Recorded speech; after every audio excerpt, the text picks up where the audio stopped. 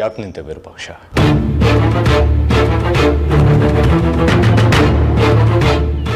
ವಿರೂಪಾಕ್ಷ, ವಿರೂಪಾಕ್ಷ, ಮಾತಾಡು, ಯಾಕೆ ನಿಂತೆ? ಬಾಗಿಲು ಬಡಿಯೋದು ನನ್ನ ಘನತೆಗೆ ಸರಿ ಹೋಗೋದಿಲ್ಲ. ಶ್ರೀಚಕ್ರಕ್ಕಿಂತ ನಿನ್ನ ಘನತೆ, ಮಾನ, ಮರ್ಯಾದೆನೇ ಹೆಚ್ಚಾಯ್ತಾ?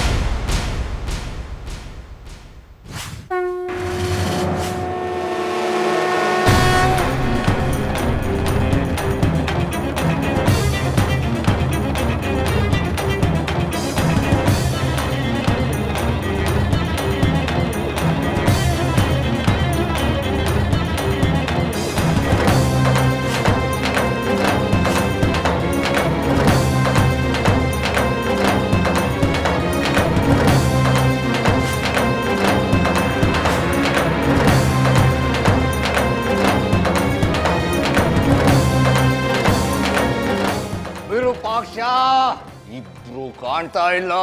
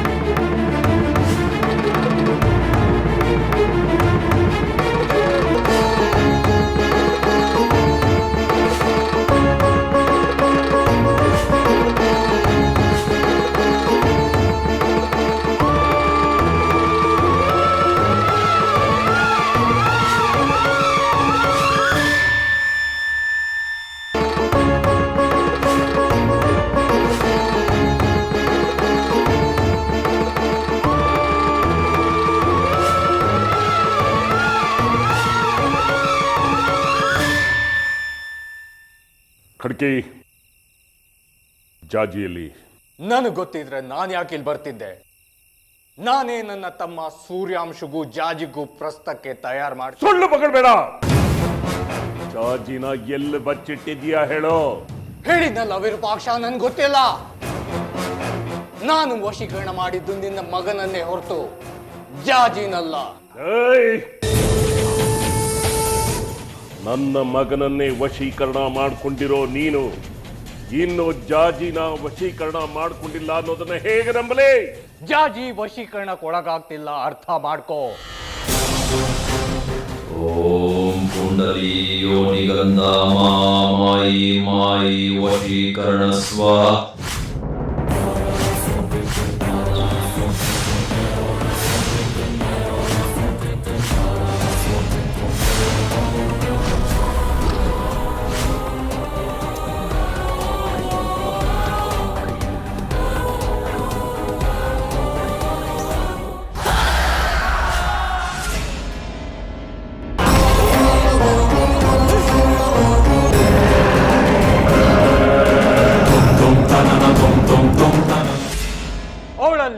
ಯಾವುದೋ ಒಂದು ಶಕ್ತಿ ಅವಳನ್ನ ಕಾಪಾಡ್ತಾ ಇದೆ.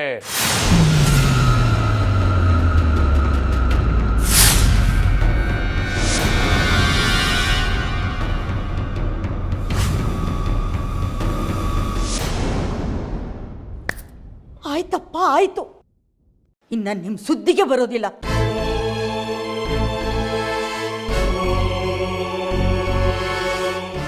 ನೀನುಂಟು, ನಿನ್ನ ಹೆಂಡತಿ ಉಂಟು, ಈ ನಿನ್ನ ಮಗಳುಂಟು, ನಿನ್ನ ಅಳಿಯ ಉಂಟು. ಇವರಿಬ್ರು ಒಂದ್ ರಾತ್ರಿ ಕಾಣಿಯಾಗಿದ್ದಕ್ಕೆ ಇಡೀ ಮನೆನೇ ಉಸಿರುಗಡಿಸಿದ್ರಿ. ಇನ್ನೇನು ಬಂದ್ರಲ್ಲ, ಆರ್ತಿ ಬೆಳಿಗ್ಗೆ ಮನೆ ತುಂಬಿಸ್ಕೊಳ್ಳಿ.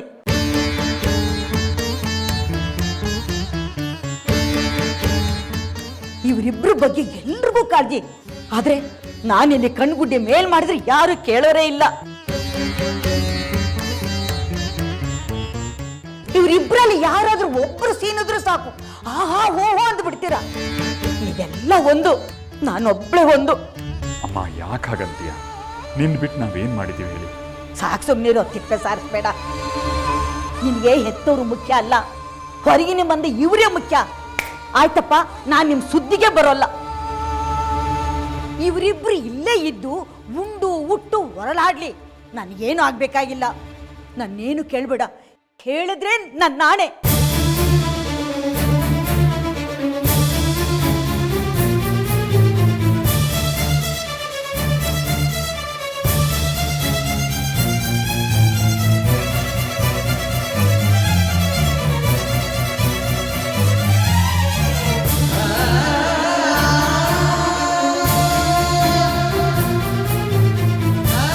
ಬೇಜಾರು ಮಾಡ್ಕೋಬೇಡಿ ಅಮ್ಮ, ಸ್ವಲ್ಪ ಹಾಗೆ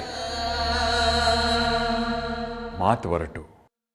ಮನೇಲಿ ದೊಡ್ಡವರು, ಏನ್ ಮಾಡೋದು, ನಾವೇ ಅನ್ಸರ್ಸ್ಕೊಂಡು ಹೋಗ್ಬೇಕು. ಆ ವಿಷಯ ನನಗೆ ಗೊತ್ತಲ್ವಾ ಅಪ್ಪ? ನಿನಗ್ ಗೊತ್ತು ಕಣೆ, ಆದ್ರೆ ಬಂಗಾರಿಗಿದು ಹೊಸದಲ್ವಾ, ಪಾಪ ಅವ್ರು ಬೇಜಾರು ಮಾಡ್ಕೋಬಾರ್ದು.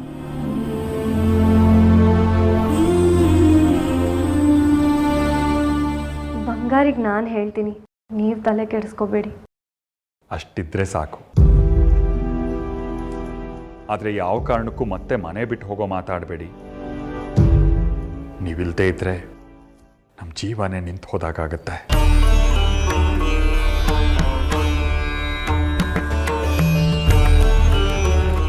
ಇಲ್ಲ ಅಪ್ಪ, ಮತ್ತಾವತ್ತೂ ನಿಮಗೆ ನೋವು ಕೊಡಲ್ಲ. ಹೌದು, ನೀವಿಬ್ರು ನಿನ್ನೆ ರಾತ್ರಿ ಎಲ್ಲಿ ಉಳ್ಕೊಂಡಿದ್ರಿ?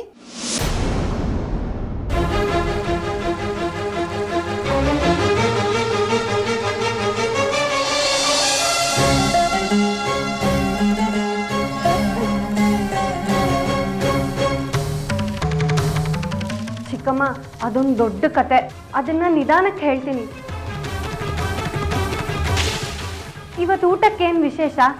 ಏನಾದರೂ ಸಿಹಿ ತಿನ್ಬೇಕು ಅನ್ನಿಸ್ತಿದೆ. ಬರೀ ಸಿಹಿನೇನೆ, ಭರ್ಜರಿ ಅಡುಗೆ ಮಾಡ್ತೀನಿ. ಗಸಗಸೆ ಪಾಯಸ, ಆಲೂಗೆಡ್ಡೆ ಬೋಂಡ, ಸಾಸಿವೆ ಅನ್ನ, ತಂಬಳಿ ಎಲ್ಲ ಮಾಡ್ತೀನಿ. ಚೆನ್ನಾಗಿ ಊಟ ಮಾಡೋರಂತೆ. ಮದುವೆ ಆದಾಗಿಂದ ಬರೀ ಕಿರಿಕಿರಿಗಳೇ ಆಗೋಯ್ತು. ಮನೆಯಲ್ಲಿ ಒಂದೊಳ್ಳೆ ಊಟನೂ ಮಾಡಿಲ್ಲ ನೀವು. ಊಟಕ್ಕೆ ಏನಾದರೂ ಮಾಡಿದ್ರಾಯ್ತು ಬಿಡಿ ಚಿಕ್ಕಮ್ಮ. ನಾನು ಬಂಗಾರಿ ಇಬ್ರು ದೇವಸ್ಥಾನಕ್ಕೆ ಹೋಗಬೇಕು. ಮೇಷ್ಟ್ರಮ್ಮ ಹೇಳಿದ್ರು ಮಡಿ ಉಟ್ಕೊಂಡು ದೇವಸ್ಥಾನಕ್ಕೆ ಬನ್ನಿ ಅಂತ. ಅವ್ರೇನೋ ಹೇಳ್ತಾರಂತೆ, ಅದಕ್ಕೆ ಕೇಳ್ಕೊಂಬರ್ತೀವಿ, ಸರಿನಾ?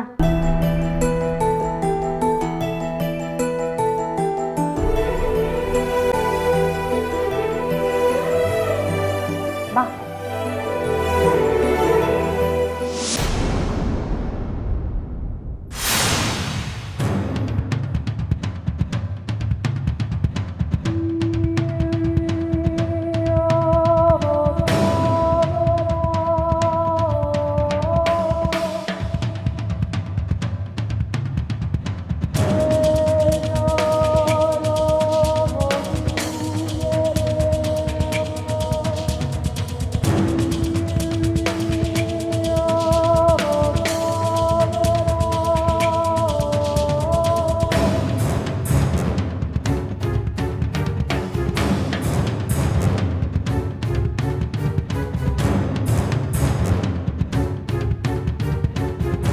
ಗುರುಗಳೇ,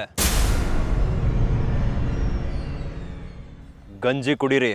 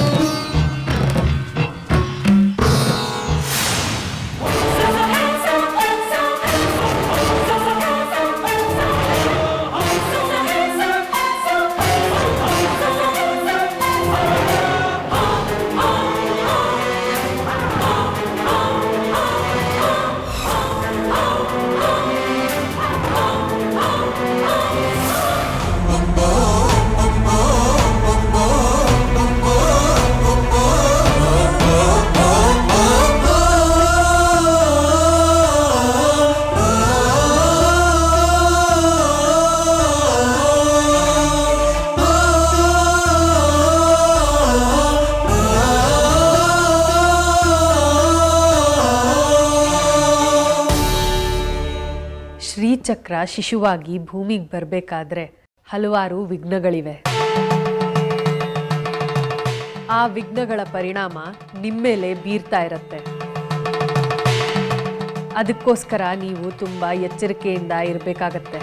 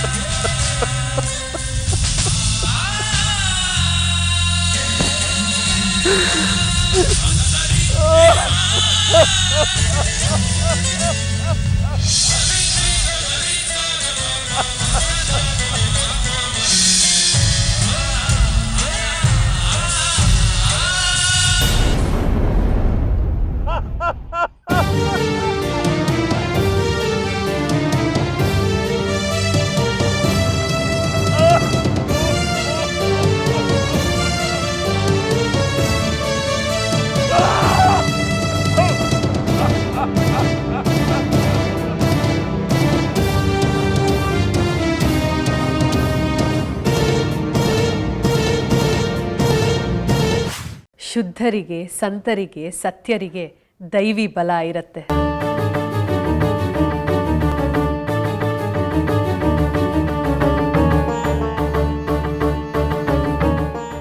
ಅಂಥ ದೈವಿ ಬಲ ಇತರರಿಗಿಂತ 100 ಪಟ್ಟು ಹೆಚ್ಚು ನಿಮಗೆ ಬೇಕಾಗತ್ತೆ. ಅದನ್ನ ನೀವು ಗಳಿಸ್ಕೋಬೇಕಾದ್ರೆ ಗ್ರಹಣಗಳನ್ನ ಮೀರಬೇಕು.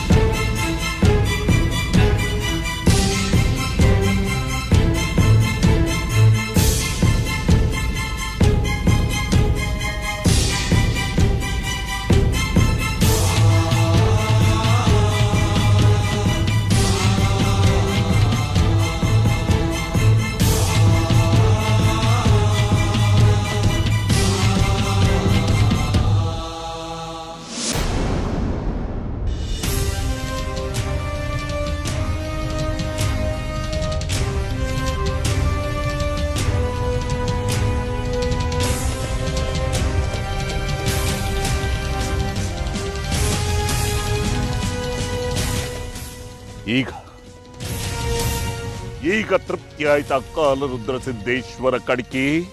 ನನ್ನ ಜೊತೆ ಹುಲಿ ಕುರಿ ಆಟ ಆಡಿದ್ರೆ ಏನಾಗುತ್ತೆ ಅಂತ ಗೊತ್ತಾಯ್ತಾ ವಿರೂಪಾಕ್ಷ? ಗೊತ್ತಾಯ್ತು ಗೊತ್ತಾಯ್ತು. ಇನ್ಮೇಲೆ ಹಾಗಾಗಲ್ಲ. ನೀನೇನು ನನ್ನ ಮೇಲಿನ ಕೋಪಕ್ಕೆ ನಿನ್ಗೇನು ಬೇಡ ಅಂತ ಹೇಳಿ ಅಲ್ಲಿಂದ ಬಂದ್ಬಿಟ್ಟೆ. ಆದ್ರೆ ಅಲ್ಲೇನ್ ನಡೀತಾ ಇದೆ ಗೊತ್ತಾ ನಿನ್ಗೆ? ಶ್ರೀಚಕ್ರದ ಜನನಕ್ಕೆ ಬೇಕಾದ ವ್ರತಗಳನ್ನೆಲ್ಲ ಶ್ರೀಮತಿ ಜಾಜಿಗೂ ಬಂಗಾರಿಗೂ ಬೋಧಿಸ್ತಾ ಇದ್ದಾಳೆ. ಈ ವ್ರತದಲ್ಲಿ ಮೊದಲನೇ ಶುದ್ಧಿ ವಾಕ್ ಮತ್ತು ಚಿತ್ತಶುದ್ಧಿ. ವಾಕ್ ಅಂದರೆ ಮಾತು, ಚಿತ್ತ ಅಂದರೆ ಮನಸ್ಸು. ಮುಂದಿನ 2 ಸೂರ್ಯಾಸ್ತಗಳವರೆಗೆ ಈ ವ್ರತ ಚಾಲ್ತಿಯಲ್ಲಿರುತ್ತೆ. ಅವರಿಬ್ಬರಿಗೂ ಶ್ರೀಮತಿ ಹೇಳಿದ್ದೆ ವೇದವಾಕ್ಯ, ಅವುಗಳು ಹೇಳ್ದಾಗೆ ಇವರಿಬ್ಬರು ಕೇಳ್ತಾರೆ. ಹಾಗೇನಾದ್ರೂ ಕೇಳಿ ಆ ವ್ರತನ ಮಾಡಿ ಆ ವ್ರತದಲ್ಲಿ ಅವರು ಗೆದ್ದು ಬಿಟ್ರೆ ಶ್ರೀಚಕ್ರ ಅವ್ರ ಕೈವಶವಾಗೋಗ್ಬಿಡುತ್ತೆ.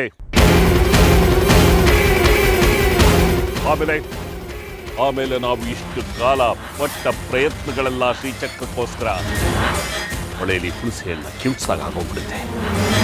ಯೋಚನೆ ಮಾಡಿ.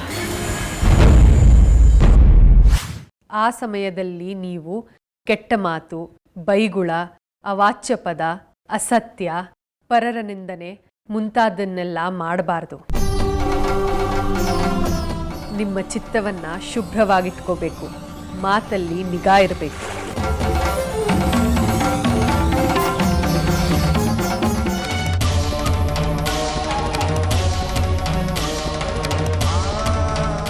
ಹೋಗ್ಲಿ, ಏನಾರು ಆಗ್ಲಿ, ಹಿರಿಯರು ನಾವು ಅನ್ಸರ್ಸ್ಕೊಂಡು ಹೋಗ್ಬೇಕು ಅಂತ ಹೇಳಿ ನಾನು ಇವರಿಬ್ಬರಿಗೂ ಆಶ್ರಯ ಕೊಟ್ಟೆ. ಹೊಸದಾಗಿ ಮದುವೆ ಮಾಡ್ಕೊಂಡಿದ್ದಾರೆ. ಪ್ರಸ್ತುತ ಶಾಸ್ತ್ರ ಮಾಡಬೇಕಲ್ಲ ಅಂತ ಹೇಳಿ ಅದಕ್ಕೂ ಕೂಡ ನಾನು ಏರ್ಪಾಡು ಮಾಡಿದೆ. ಆದರೆ ಇವರಿಬ್ರು ಮನೆಯಿಂದ ಹೇಳದೆ ಕೇಳದೆ ಓಡ ಬಂದಿದ್ದಾರೆ.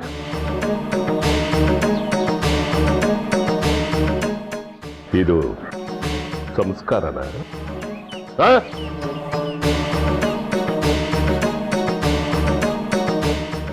ಏನೋ ಮಕ್ಕಳು ಅಂತೀಯಲ್ಲ, ಮದುವೆ ಆಗಿದ್ದಾರೆ. ಇನ್ನೂ ಎಂಥ ಮಕ್ಕಳು? ನೋಡ್ ಶೇಖರಿ, ಒಂದು ವಿಷಯ ಹೇಳ್ತೀನಿ, ಅದು ಸತ್ಯ. ಈ ಬಂಗಾರಿ ಇಲ್ಲಿರೋವರೆಗೂ ನಿಮಗೆ ನೆಮ್ಮದಿ ಸಿಕ್ಕೋದಿಲ್ಲ. ಅದಕ್ಕೆ ಇಂಥ ಅಪಶಕುನಗಳೆಲ್ಲ ನಡೀತಾ ಇರೋದು. ಏನ್ ಮಾಡಕ್ಕಾಗತ್ತೆ ಯಜಮಾನ್ರೆ? ಅವನು ಬಡವ ಇರಬಹುದು, ಆದ್ರೆ ಒಳ್ಳೆ ಹುಡುಗ, ಮನಸ್ಸಲ್ಲಿ ಯಾವ ಕಲ್ಮಶನೂ ಇಲ್ಲದವನು.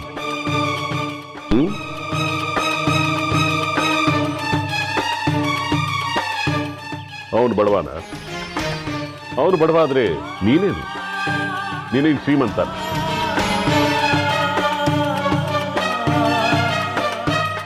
ದೇವಸ್ಥಾನದಲ್ಲಿ ಪ್ರಸಾದ ಮಾಡೋ ನೀನು, ಅದರಿಂದ ಜೀವನ ನಡೆಸ್ತಾ ಇದೀಯ. ಅರ್ಥ ಮಾಡ್ಕೋ.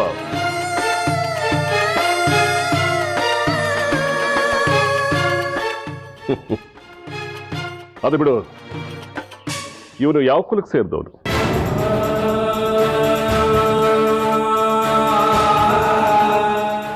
ನಿನ್ನ ಕುಲಕ್ಕೆ ಸೇರಿಸ್ಕೊಳ್ಳೋದಕ್ಕಾಗುತ್ತಾ ಅವನ್ನ? ಅವನು ಹೋಗಿ ಅಳಿಯನ್ ಮಾಡ್ಕೊಂಡಿದೀಯಲ್ಲ ನೀನು.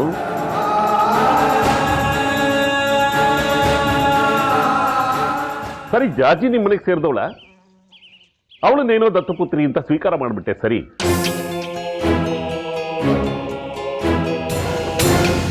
ನಿನ್ನ ಕುಲಕ್ಕೂ ಸೇರಿಸ್ಕೊಂಡ್ಬಿಟ್ಟೆ. ನೋಡು, ಇವನನ್ನ ಹೇಗೆ ನಿನ್ನ ಕುಲಕ್ಕೆ ಸೇರಿಸ್ಕೊಳ್ತೀಯ?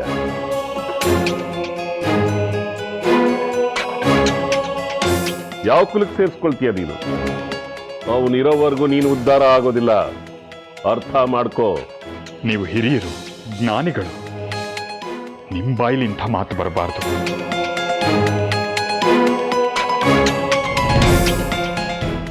ಮದುವೆ ಆಗೋಗಿದೆ, ಚೆನ್ನಾಗಿರ್ಲಿ ಅಂತ ಆಶೀರ್ವಾದ ಮಾಡೋದಷ್ಟೇ ನಮ್ಮ ಕೆಲಸ. ಅವ್ರೇನು ಹಾಳಾಗಿ ಹೋಗ್ಲಿ ಅಂತ ಹೇಳ್ತಿದ್ದೀನಿ ನಾನು. ಆದ್ರೆ ನಿನ್ನುದ್ಧಾರನೂ ನನಗೆ ಬಹಳ ಮುಖ್ಯ. ಎಷ್ಟು ದಿವಸ ಅಂತ ಹೀಗೆ 6ಕ್ಕೆ ಇರದೆ 3ಕ್ಕೆ ಇಳಿದೆ ಇದೇ ಬಾಳ್ತೀಯ?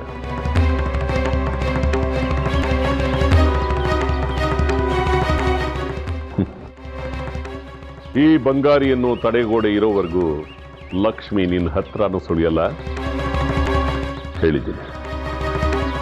ಅದನ್ನೆಲ್ಲ ಯೋಚನೆ ಮಾಡೋಕ್ಕಾಗತ್ತಾ ಶಾಸ್ತ್ರಿಗಳೇ? ಆ ಹುಡುಗ ಈಗ ನಮ್ಮನೆ ಅಳಿಯ.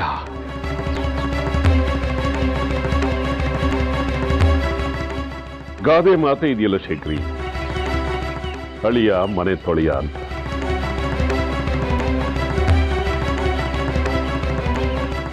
ಬೇಕಾ ನಿಮ್ಗಿದೆಲ್ಲ? ಎಷ್ಟು ದಿವಸ ಮಗಳ ಜೊತೆ ಅಳಿಯನ್ನು ನಿನ್ನ ಮನೇಲಿ ಸಾಕ್ತೀಯ? ಯಾಕೆ ನಿನಗೆ ಈ ಕರ್ಮ? ನಿನ್ನ ಒಳ್ಳೇದಕ್ಕೋಸ್ಕರ ಹೇಳ್ತಾ ಇದ್ದೀನಿ. ಈ ತಡೆಗೋಡೆ ಇರೋವರೆಗೂ ನೀನು ಉದ್ಧಾರ ಆಗಲ್ಲ.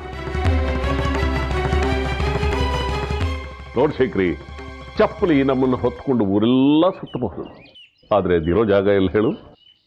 ಹೊಸಲಿಂದ ಆಚೆನೆ. ಮರಿಬೇಡ. ಶಾಸ್ತ್ರಿಗಳೇ,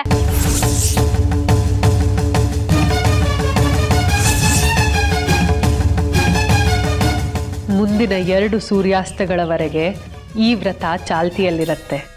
ಆ ಸಮಯದಲ್ಲಿ ನೀವು ಕೆಟ್ಟ ಮಾತು, ಬೈಗುಳ, ಅವಾಚ್ಯ ಪದ, ಅಸತ್ಯ, ಪರರ ನಿಂದನೆ ಮುಂತಾದನ್ನೆಲ್ಲ ಮಾಡಬಾರ್ದು.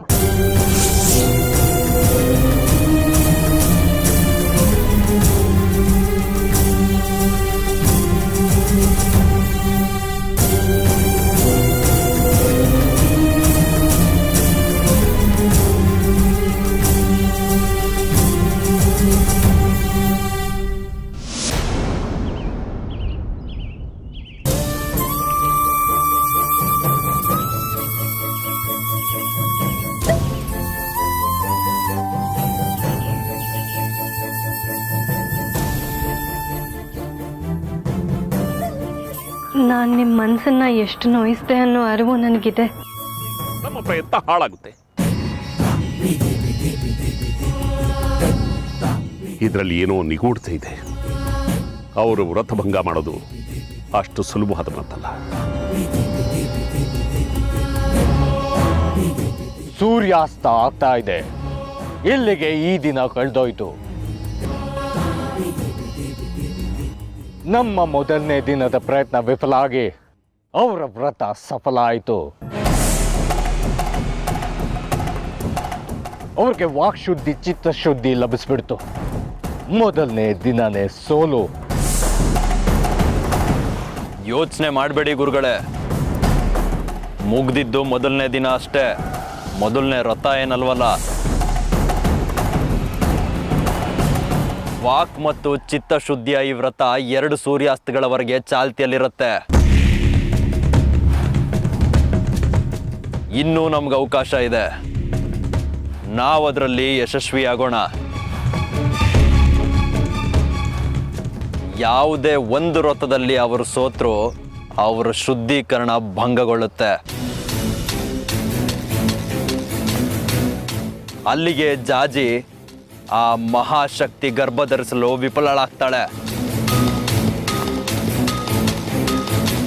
ಶ್ರೀಚಕ್ರಕ್ಕೆ ಅವಳು ಜನ್ಮ ಕೊಡೋದಿಕ್ಕೆ ಸಾಧ್ಯ ಆಗೋಲ್ಲ. ಆದ್ರೆ ಅವರ ವ್ರತ ಕೆಡ್ಸೋದು ಸುಲಭ ಅಲ್ಲ ಸೂರ್ಯಾಂಶು. ನಾಳಿನ ಸೂರ್ಯಾಸ್ತದೊಳಗೆ ಅವ್ರ ನೇಮ ಕೆಡಿಸ್ಬೇಕು. ಕೆಡಿಸ್ತೀವಿ.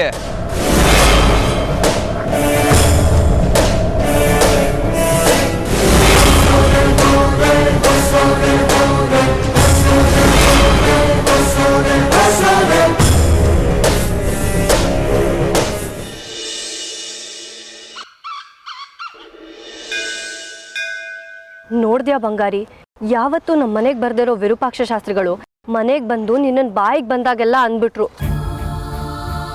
ಒಂದು ವೇಳೆ ನಾನು ತಾಳ್ಮೆ ಕಳ್ಕೊಂಡಾಗ ನೀನು ನನ್ನನ್ನು ತಡಿಲಿಲ್ಲ ಅಂದಿದ್ರೆ ನಮ್ಮ ವ್ರತ ಕೆಟ್ಟೋಗಿರ್ತಿತ್ತು. ಒಂದೊಂದ್ಸಲ ಶಾಸ್ತ್ರಿಗಳನ್ನ ನೋಡಿದ್ರೆ ನೀನು ಹೇಳಿದ್ದೆ ಸರಿ, ಅವ್ರನ್ನ ಯಾವತ್ತೂ ನಂಬಾರ್ದು ಅನ್ಸುತ್ತೆ. ಮತ್ತೊಂದ್ಸಲ ಇಲ್ಲ, ಅವ್ರು ನಮ್ಮ ಒಳ್ಳೇದಕ್ಕೆ ಹೇಳ್ತಿದ್ದಾರೆ ಅನ್ಸುತ್ತೆ. ಯಾವ್ದು ನಿಜನೋ ಯಾವ್ದು ಸುಳ್ಳೋ ಒಂದೂ ಅರ್ಥ ಆಗ್ತಿಲ್ಲ. ಇದರಲ್ಲಿ ಅರ್ಥ ಆಗೋದಕ್ಕೆ ಏನಿದೆ ಜಾಜಿ?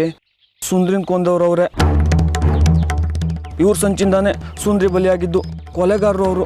ಇವ್ರನ್ನ ಯಾವ ರೀತಿ ಒಳ್ಳೆಯವ್ರು ಅಂತ ಒಪ್ಕೋತೀಯಾ? ಅಷ್ಟಕ್ಕೂ ನಮ್ಮ ಮದುವೆಗೆ ಅಡ್ಗಾಲ ಆದವ್ರು ಯಾರು ಹೇಳು? ಇದೇ ಶಾಸ್ತ್ರಿಗಳು. ನಮ್ಮ ಮದುವೆ ಆದಮೇಲೆ ನಮ್ಮ ಕೆಲಸ ಕಿತ್ಕೊಂಡ್ರು. ಜಾಜಿಗೆ ಇನ್ನು ಮುಂದೆ ಈ ದೇವಸ್ಥಾನದಲ್ಲಿ ಕೆಲಸ ಇಲ್ಲ ಅಂತ ಹೇಳಿದೆ. ಅವಳಿಗೆ ಕೆಲಸ ಇಲ್ಲ ಅಂದಮೇಲೆ ನಿನಗೆ ಹೇಗೋ ಕೆಲಸ ಇರೋಕ್ಕೆ ಸಾಧ್ಯ? ನಾವು ಕಟ್ಕೊಂಡು ಜೋಪ್ರಿ ಕಿತ್ಕೊಂಡ್ರು.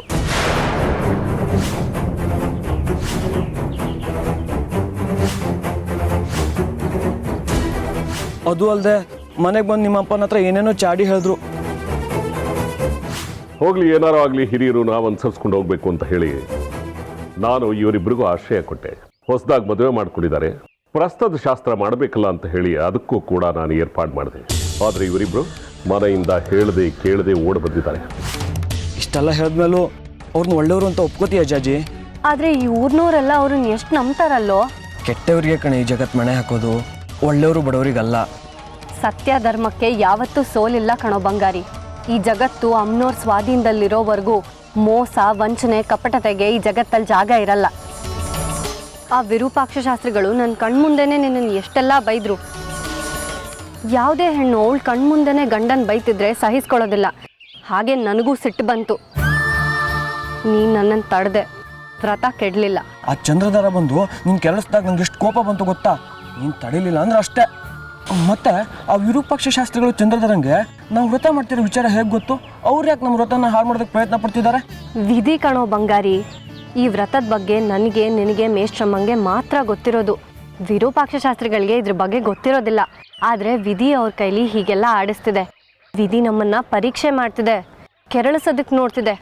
ಆದರೆ ನಾವು ಯಾವುದೇ ಕಾರಣಕ್ಕೂ ವಿಚಲಿತರಾಗಬಾರ್ದು, ವ್ರತನ ಮುರಿಬಾರ್ದು, ಗೊತ್ತಾಯ್ತಾ? ವಾಕ್ ಶುದ್ಧಿ ಮತ್ತು ಚಿತ್ತಶುದ್ಧಿ ವ್ರತ ಮುಂದಿನ ಸೂರ್ಯಾಸ್ತದವರೆಗೂ ಇರುತ್ತೆ. ಅಷ್ಟರಲ್ಲಿ ನಮಗೆ ಯಾವ ತಡೆಗಳು ಬೇಕಾದರೂ ಬರ್ಬೋದು. ಆದರೆ ನಾವು ಹುಷಾರಾಗಿರಬೇಕು.